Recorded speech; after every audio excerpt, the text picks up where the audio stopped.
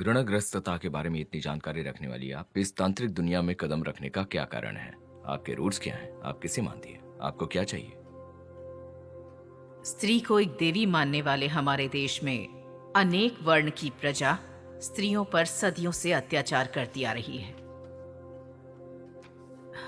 उनके खून से हमारा चरित्र भीगता आ रहा है।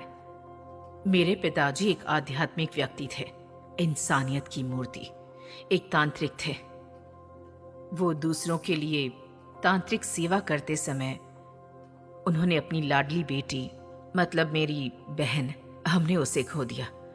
उसके जाने के दुख से मेरी माँ भी मर गई। फिर भी वो अंत तक अपनी लड़ाई लड़ते रहे। मुश्किलों का सामना करने की कोशिश में वो भी अपने प्राण गंवा बैठे। मरने से पहले मुझे वंशज चुनकर तांत्रिक विद्या को आगे बढ़ाने का वचन ले लिया। उनका जो काम अधूरा रह गया उसे अब मैं पूरा कर रही हूँ। मेरे तांत्रिक ज्ञान से अगर मैं इस दुनिया को कुछ हद तक बचा सकूं तो ही काफी है।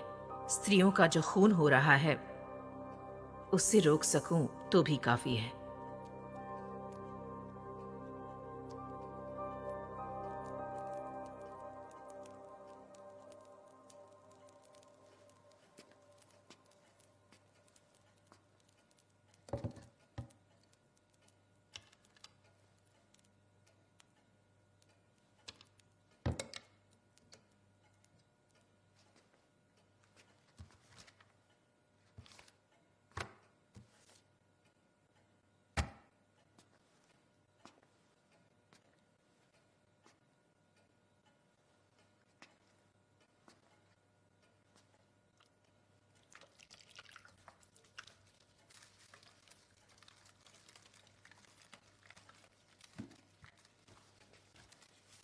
क्या देख रहे हो?